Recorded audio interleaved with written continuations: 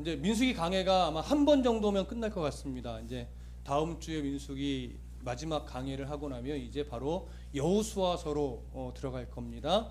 제가 요 몇 주 좀 게을러서 우리 밴드의 묵상 구절을 못 올렸습니다.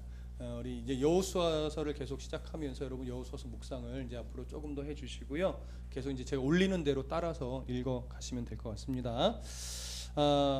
우리가 저번 시간에 오늘 도피성의 얘기를 들어오기 전에 이스라엘에게 가나안 경계를 북쪽으로 남쪽으로 동쪽으로 서쪽으로 경계가 이러하다 하면서 하나님께서 이스라엘에게 주시기로 약속한 이스라엘 가나안 땅의 경계를 정확하게 알려주셨어요. 근데 그 경계 안에는 어느 지역이 포함되지 않았다고 말씀드렸죠? 요단강의 동편. 그쪽은 르우벤, 그 다음에 갓, 므낫세의 반쪽 지파가 자기들의 욕심으로 인해 하나님 앞에 주십시오라고 해서 얻어낸 땅이지만 그 땅은 기본적으로 하나님이 주시지 않은 땅이기 때문에 하나님이 정해주신 경계 안에는 포함이 되지 않았습니다. 그래서 우리가 정확하게 이해될 것이 뭐였어요? 성도는 하나님이 주신 것이 어디까지인가를 알고 인정할 수 있는 믿음이 필요한 거예요. 어떤 사람은 주시지 않은 걸 갖고자 수없이 싸워보지만 인생의 끄트머리에 가면 그것이 참 헛되었구나, 이걸 고백하게 돼요. 누가 이런 고백을 했죠? 솔로몬이 전도서를 통해서 헛되고 헛되니 모든 것이 헛되도다, 이 고백을 한 거예요. 왜요? 솔로몬은요, 하나님이 지혜와 부귀 영화를 넘치게 줬어요. 근데 솔로몬만큼 하나님이 그렇게 풍성하게 주었음에도 불구하고 주신 것에 만족하고 하지 못하고 더 가지려고 물욕, 명예욕, 성욕까지 모든 인간이 부릴 수 있는 모든 욕심을 과하게 부렸던 대표적인 인물이 솔로몬입니다. 그래서 다 가져봤지만, 다 누려봤지만 헛되더라, 하나님이 주신 것이 아니면 헛되더라, 이 고백을 솔로몬이 했어요. 하물며 우리는 오죽하겠습니까? 하나님이 주신 것에 만족할 수 있는 자세가 필요하고, 또 하나는 뭐예요? 근데 우리는 대부분, 우리 같은 사람들은 많이 줘서 과한 것이 아니라 너무 안 줘서 원망이 되지. 좀 그래서 우리 속으로 그래요. 좀 좀 과하더라도 좀 줘보셨으면 좋겠어. 그렇지 않아요?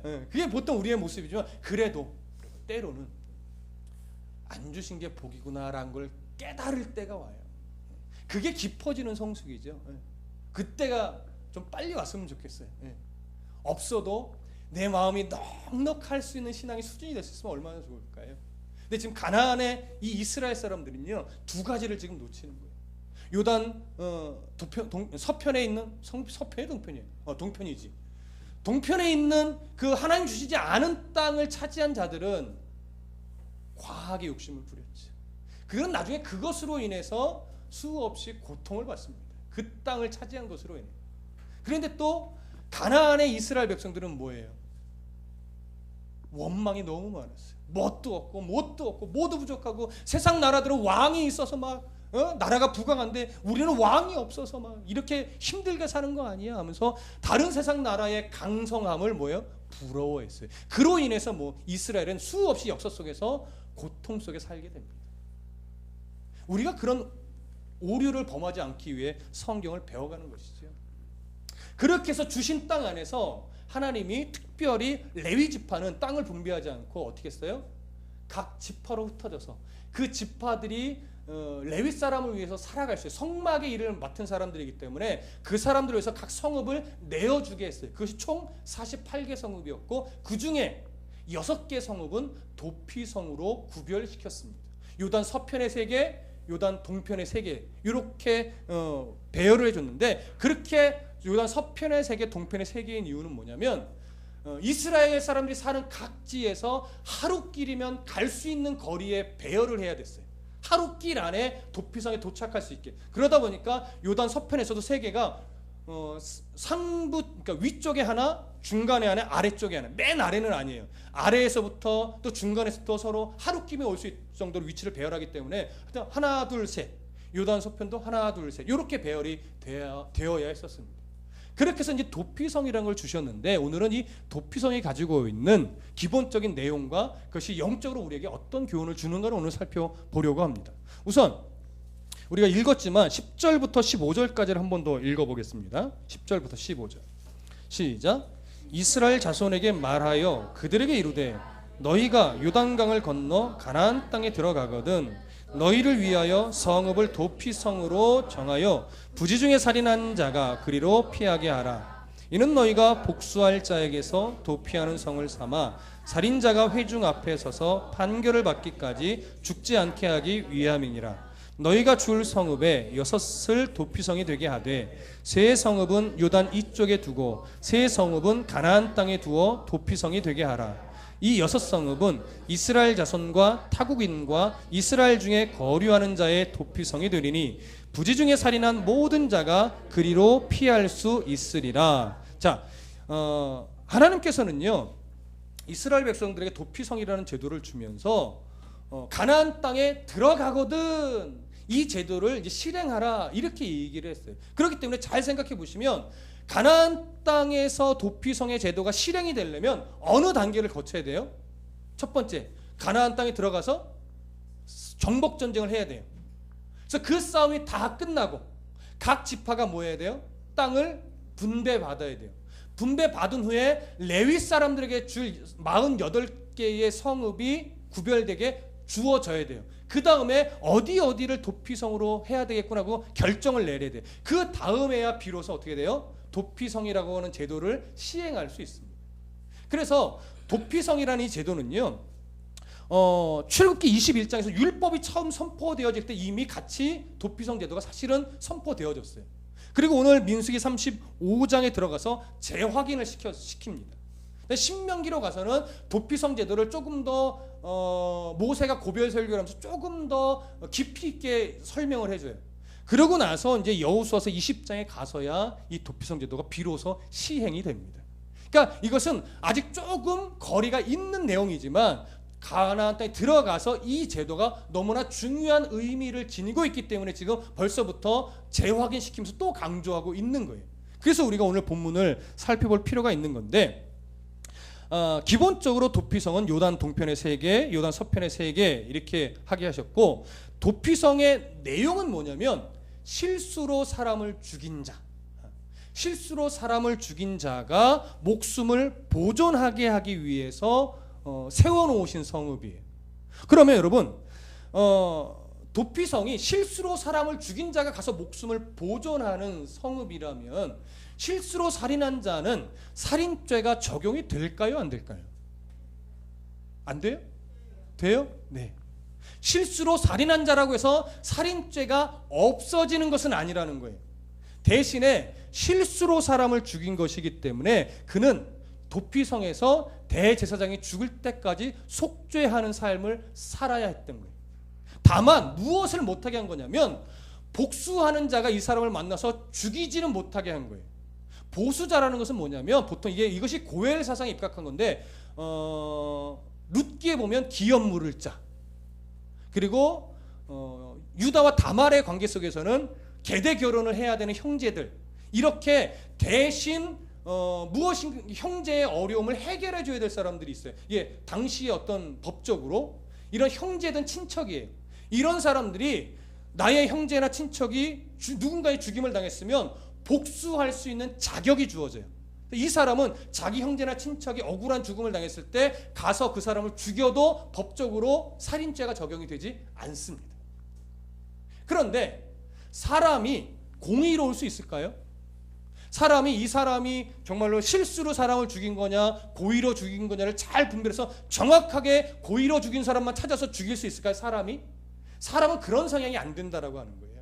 그래서 억울한 죽음이 되어지지 않도록 실수로 죽인 사람에 대해서 정확하게 분별하고 판단해서 이 사람은 실수로 사람을 죽게 한 사람이니 복수하는 자의 손에 의해 죽임을 당하지 않도록 도피성이라는 제도를 마련한 것이고, 도피성이라는 제도가 이 사람에게 죄가 없다라는 것이 아니라 억울한 실수로 죽인 거기 때문에 속죄하는 마음으로 도피성 안에서는 살아갈 수 있도록 하게 하신 거예요. 다만 도피성 안에서는요 제사장이 죽을 때까지는 있어야 되는데 제사장이 아직 죽지 않았음에도 불구하고 자기가 어떤 욕심에 의해서 도피성 밖을 나갔는데 나간 틈에 실수로 우연인지는 모르겠으나 복수하는 자를 만난 거예요.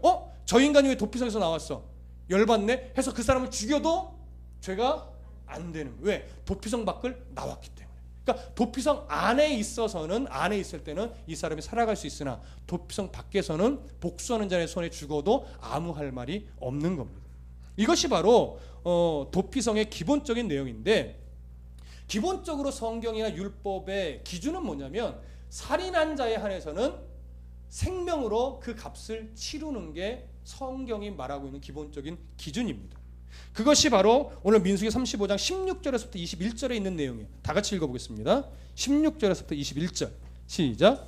만일 철연장으로 사람을 쳐 죽이면 그는 살인자니 그 살인자를 반드시 죽일 것이요, 만일 그 사람을 죽일 만한 돌을 손에 들고 사람을 쳐 죽이면 이는 살인한 자니 그 살인자는 반드시 죽일 것이요, 만일 사람을 죽일 만한 나무 연장을 손에 들고 사람을 쳐 죽이면 그는 살인한 자니 그 살인자는 반드시 죽일 것이니라. 피를 보복하는 자는 그 살인한 자를 자신이 죽인 것이니 그를 만나면 죽일 것이요, 만일 미워하는 까닭에 밀쳐 죽이거나 기회를 엿보아 무엇을 던져 죽이거나 아기를 가지고 손으로 쳐 죽이면 그 친자는 반드시 죽일 것이니 이는 살인하였음이라. 피를 보복하는 자는 살인자를 만나면 죽일 것이니라. 이것이 바로 성경이 가지고 있는 기준입니다. 고의적 살인자, 계획적 살인자, 이런 자들은 그의 죽음으로 이 죄값을 치러야 하는 것이 바로 성경이 갖고 있는 기본적인 내용이고, 이 살인죄는 그래서 10계명 중에 6계명에 직접적으로 반하는 그런 내용입니다. 그래서 살인죄는 하나님의 법을 어긴 것이기 때문에 그 생명으로 갚아야 되는 것이 바로 성경이 가지고 있는 기본적인 기준인데, 그렇기 때문에 고의적 살인자가요, 내가 실수로 죽인 것처럼 위장해서 도피성으로 피할 수도 있잖아요. 또 하나는 제단의 뿔을 잡고 있을 수도 있어요. 당시에 제단은 뿔을 잡는다는 것은 뭐냐면 나는 억울합니다, 이걸 주장하는 거예요, 말하자면.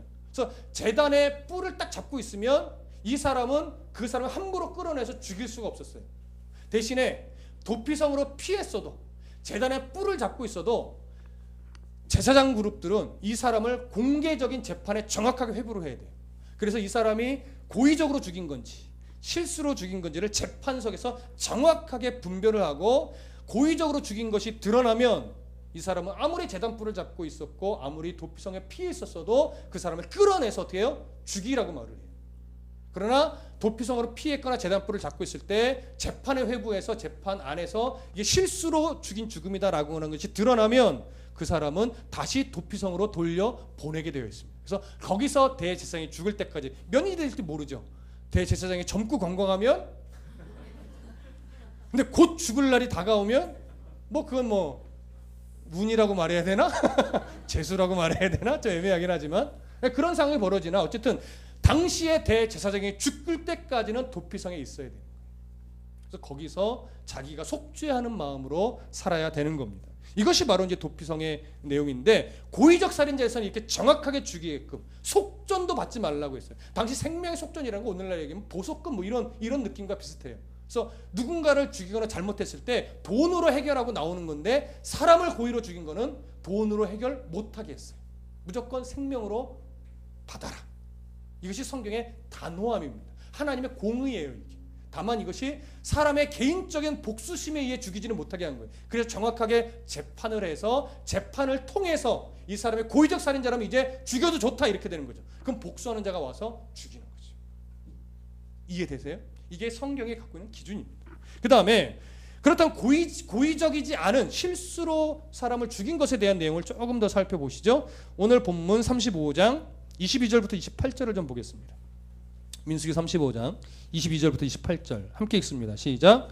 악의가 없이 우연히 사람을 밀치거나 기회를 엿봄이 없이 무엇을 던지거나 보지 못하고 사람을 죽일 만한 돌을 던져서 죽였을 때에는 이는 악의도 없고 헤아려 한 것도 아닌즉 회중이 친자와 피를 보복하는 자 간에 이 규례대로 판결하여 피를 보복하는 자의 손에서 살인자를 건져내어 그가 피하였던 도피성으로 돌려보낼 것이요, 그는 거룩한 기름 부음 받은 대제사장이 죽기까지 거기 거주할 것이니라. 그러나 살인자가 어느 때든지 그 피하였던 도피성 지형 밖에 나가면 피를 보복하는 자가 도피성 지경 밖에서 그 살인자를 만나 죽일지라도 피 흘린 죄가 없나니 이는 살인자가 대제사장이 죽기까지 그 도피성에 머물러야 할 것임이라. 대제사장이 죽은 후에는 그 살인자가 자기 소유의 땅으로 돌아갈 수 있느니라. 바로 여기서 지금까지 설명한 내용이 다 담겨 있지요. 그렇기 때문에 도피성은 기본적으로 하나님의 공의와 하나님의 사랑이 담겨 있는 내용입니다. 죄에 대해서는 명확하게 하나님이 처벌하시지만 실수로 죽인 사람에 한해서는 그 죄를 끌어안고 어떻게 돼요? 도피성 안에서 살아야 되는 거예요. 그래서 이것은 사랑이면서도 뭐예요? 공의예요. 그래서 기독교 신앙이라고 하는 것은 항상 이 두 가지가 같이 가야 돼요. 하나님의 철저한 공의가 세워지고, 근데 그 공의가 어느 바탕 안에서? 하나님의 사랑이라는 바탕 두 가지 안에서 같이 가야 되는데, 요즘 시대는 사랑이 쉽고 공의만 높아지거나 공의는 없고 사랑만 있어서 이래도 문제 저래도 문제가 되는 경우가 있어요. 그래서 교회는 이 중심, 균형을 맞추는 싸움을 치열하게 해야 돼요. 공의가 무시되지 않지만 그렇다고 사랑이 식어지지 않을 수 있는 이 싸움을 끊임없이 해야 됩니다. 이것이 참 어렵습니다. 그래서 목회자의 지혜가 필요하고 성도들 안에서도 이 지혜를 가지고 성도들이 서로를 대하는 싸움이 필요해요. 사랑이 식어지면 늘 정죄밖에 할 게 없어. 이 사람은 저래서 문제, 저 사람은 요래서 문제 투성이. 그러면 어느 하나 문제 아닐 수 있는 사람이 있어요? 없어요. 목사도 잘 따지고 보면요, 문제? 아니, 제 문제 얘기하니까 막 이게 목이 걸리잖아. 문제 많아요, 저도. 근데 그게 여러분들이 사랑으로 이해해주고 덮어주니까 그러는 것이, 이게 막 드러내고 막 까발리기 시작해보세요. 저도 뭐 목사가 뭐 저래, 이태희 목사 다시 봤어, 막 이럴 게 한두 개가 아니란 말이에요. 근데 성도 서로 간에도 뭐예요? 마찬가지죠. 여러분 정말 눈 씻고 막 한 사람의 삶을 다 들여보세요. 우리는 서로 어쩜 저럴 수 있어, 뭐 집사님 안 그럴 줄 알았는데 막 이런 거, 어느 권사님 아유 정말 저 권사님 안 그럴 줄 알았는데 똑같더라, 막 이럴 수 있단 말이에요. 그러나 그 모든 것들이 정말로 하나님의 공의와 사랑 안에서 덮을 건 덮어주고 이해할 건 이해해주면서 바라보고 나아가면 정말로 그 공동체는 건강해질 수 있어요. 이 두 가지가 흐릿해질 때, 어느 하나라도 흐릿해질 때 교회는 문제가 드러나게 되어 있습니다. 그래서 철저한 공의, 여러분 이단이나 본질을 훼손하는 문제에 있어서는 뭐예요? 그게 양보할 수 있는 문제예요? 이해할 수 있는 문제예요? 아니에요. 아무리 선한 사람이라 할지라도, 아무리 교회 헌금 많이 하는 사람이라 할지라도 이것이 이단과 관련된 문제이거나 교회의 본질을 훼손하는 문제라면 이것은 양보와 어떤 타협의 문제가 아니고 이건 철저하게 끊어야 되는 문제. 이것이 아니라면 우리는 정말 사랑으로 덮고 이해하고 품으려고 부단히도 애써야 합니다. 이게 쉽지 않죠. 그래서 공의와 사랑의 어떤 우리의 균형감 있는 실천, 이거 애쓰셔야 돼요. 그래야 하나님의 공의가 쓰는데, 오늘 이 도피성 제도 안에 바로 그 공의와 사랑이 같이 있는 겁니다. 우리가 이 내용 안에서 우리 한 가지 조금 더 깊이 있게 보고 싶은 것이 뭐냐면 출애굽기로 가보시겠습니다. 출애굽기 21장 13절. 우리 출애굽기 강의 때도 잠깐 말씀을 드렸었는데, 강의할 때도 말씀을 드렸는데, 출애굽기 21장 13절로 가보겠습니다.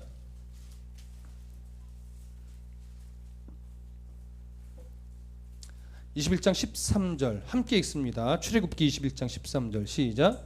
만일 사람이 고의적으로 한 것이 아니라 나 하나님이 사람을 그의 손에 넘긴 것이면 내가 그를 위하여 한 곳을 정하리니 그 사람이 그리로 도망할 것이며. 자, 이것이 도피성에 관련된 내용입니다. 근데 여기서 이렇게 표현해요. 실수로 사람을 죽인 것이라면 하나님이 이 사람의 생명을 그 사람 손에 붙이신 걸로 생각해라, 이 얘기를 하는 거예요. 잘 들으세요. 저를 보세요. 이게 굉장히 중요한 이해이기 때문에 제가 강조하는 거예요. 이 부분은요, 성도에게 있어서 죽음이라는 것을 다시 조명하게 만드는 거예요. 여러분, 성도에게 있어서요, 불행한 죽음이 있을까요, 없을까요? 성도에게 있어서요, 억울한 죽음이 있을까요, 없을까요? 그렇죠. 이론적으로는 없어요. 그러나 우리가 어떤 성도의 죽을 때 저 사람 참 불행하게 죽었어, 참 억울하게 죽었어, 이런 소리가 나올 때가 있어요, 없어요? 있죠. 그래, 잘 들으세요. 불행하게 보이는 죽음은 있을 수 있습니다. 억울하게 보이는 죽음은 있을 수 있습니다. 그러나 본질적으로 성도에게 있어서 억울한 죽음은 없습니다. 불행한 죽음도 없습니다. 다만 그 사람이 정말 하나님을 영접한, 예수 그리스도를 영접한 성도라면 하나님이 그런 모습으로 죽도록 뭐예요? 그냥 허용하셨을 뿐이에요. 그래서 사람의 시각으로는 억울해 보일 수 있고 불행해 보일 수 있고 어처구니 없이 보일 수는 있으나 하나님이 그렇게 그 사람이 죽도록 허용하신 거기 때문에 그렇게 죽은 거예요. 이게 참 말하기 쉽지는 않습니다. 요즘 같은 시대에 하나님께서 죽음이라는 것으로 사람을 부를 때 가장 많이 부르는 모습은 뭘까요? 교통사고예요. 두 번째, 암과 같은 병. 요즘 우리나라처럼 참 암으로 많이 죽는 사람이 말이 꼬이네. 우리나라는 암으로 죽는 비율이 참 높아졌어요. 교통사고도 뿐만 아니라 더 많이 비율이 늘어났어요. 근데 성도는요, 교통사고로 예수 믿으면 안 죽을까요? 죽어요. 예수 믿는 사람은 암으로 안 죽을까요? 죽어요. 이런저런 세상 사람이 죽는 모습 똑같이 성도도 그런 모습으로 죽을 수 있다고요. 그러나 그것은 믿음이 있고 예수를 영접한 사람은 어떻게 그것을 받아들여야 되냐면, 하나님이 저 사람을 저런 모습으로 죽어 하나님 품에 오도록 하신 거구나. 우리 눈에는 불행해 보이고 우리 눈에는 억울해 보이지만 하나님은 그렇게 불러내신 거야. 그래서 오히려 그 영혼이 하나님 품에 있음을 기뻐할 수 있고 감사할 수 있는 것이 뭐예요? 성도의 힘이에요. 이게 어렵죠. 정말로 불행해 보이는 죽음이 있는 가정에 가서 하나님의 뜻이라고 이야기할 수 없고, 그래도 하나님 품에 있으니 우리가 기뻐하세요라고 말하기가 참 어려워요. 그래서 우리가 그렇게 말할 수는 없으나 우리 한 사람 한 사람은 성도의 죽음이라는 것의 본질이 어떤 의미인지는 우리 스스로 갖고 있으셔야 돼요. 무슨 말씀인지 아시겠습니까? 이게 쉽지는 않아요. 그러나 하나님은 그렇게 부르십니다. 그걸 아셔야 됩니다. 이제 우리가 한 가지만 더 살펴보고 오늘 본문에 대한 내용을 마무리하려고 하는데, 민수기로 다시 가보시죠. 민수기 35장 28절.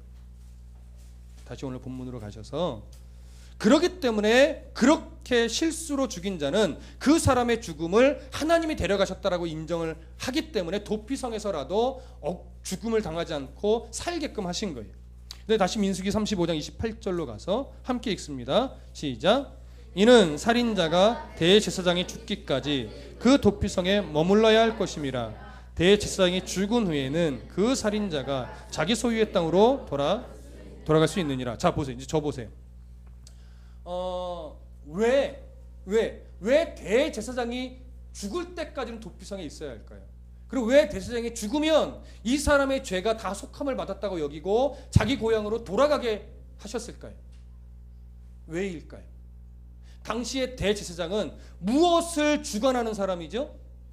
희생제사, 속죄에 대한 제사를 주관하던 사람이서 매년 이스라엘의 모든 죄를 끌어안고 속죄를 집례하는 사람이 바로 누구예요? 대제사장이에요.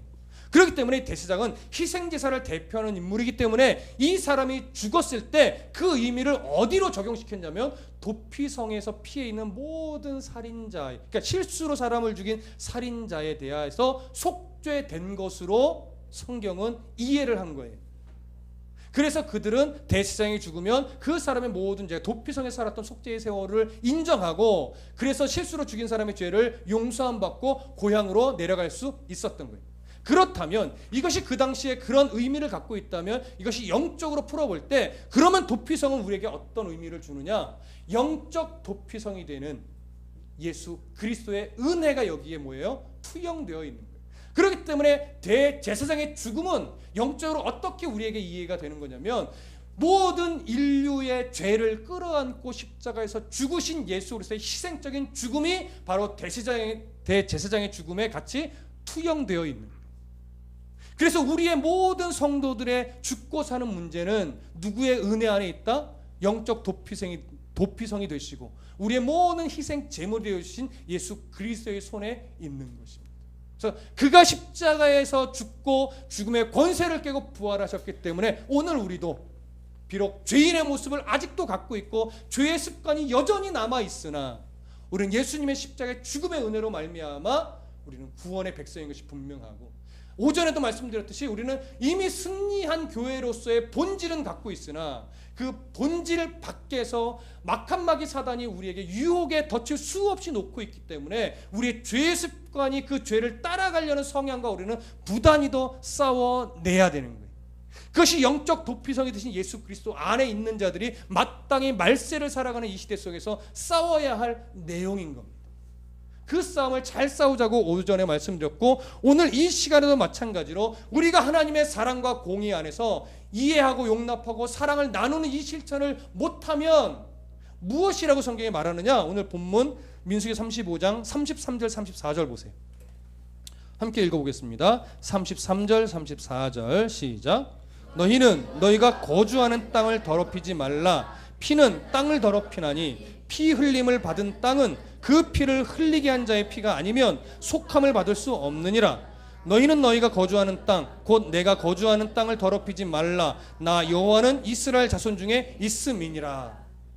우리가 그리스도의 사랑으로 말미암아 정결한 백성이 되었는데 그 백성 된 자답게 우리가 공의와 사랑을 실천하며 살아가야 하는데, 그렇지 못하면 우리와 동행하시는 하나님과 함께 살아가는 이 땅을 뭐 한 것과 같아요? 더럽힌 것과 같아요. 믿음의 공동체에서 함께 예배하는 이 교회를 더럽힌 것과 같다라고 하는 거예요. 그래서 우리는요, 하나님의 공의가 바르게 세워지고 그 사랑이 바르게 실천되어지도록 교회를 또 성도의 삶을 끌어가야 돼요. 그래야 나와 함께 살아가시는 하나님 살아가신 이 땅을, 이 삶을 더럽게 만들지 않는 겁니다. 그래서 우리가 어떻게 해요? 입을 단속해야 되고, 그래서 우리가 마음을 다스려야 되고, 그래서 우리가 생각을 계속 지키고 점검해야 됩니다. 하나님이 기뻐하시지 않는 생각들을 들 수는 있으나 그것이 머릿속에 계속 남게끔 놔두시면 안 돼요. 나쁜 생각이 들어왔을 때 성경에서는 이런 생각이 옳지 않은 생각이라고 해서 그러면 어떻게 돼요? 싸워 이겨내야죠. 떨쳐버리려고 몸부림쳐야 돼요. 그럴 때 더 성경 앞에 마음을 두고 눈을 두고 읽고 하나님이 나를 사랑하시는데 그 기본적인 진리, 불변하는 진리를 그러니까 변하지 않는 그 진리를 내 가슴에 계속 채워넣어야 돼요. 나와 함께 하신 하나님의 사랑이 내 가슴에 더 풍성해지도록. 그게 바로 믿음 있는 성도의 싸움입니다. 하나님은 우리를 사랑하십니다. 하나님은 한 영혼 한 영혼도 시선을 버리신 적이 없는 목자 되신 하나님이십니다. 그 하나님이 나를 지팡이와 막대기로 지키시고 보호해내시고 오늘도 불꽃같이 우리를 바라보고 계신데, 우리 성도 한 사람 한 사람 불행한 성도 있을 수 없습니다. 억울한 성도 있을 수 없습니다. 그 사랑 안에서 오늘도 이겨내시고 그 사랑에서 오늘도 일어나시고 하나님의 그 깊은 사랑을 함께 서로 간에 나눌 수 있는 그런 복된 성도가 되시기를 간절히 부탁합니다. 기도하겠습니다.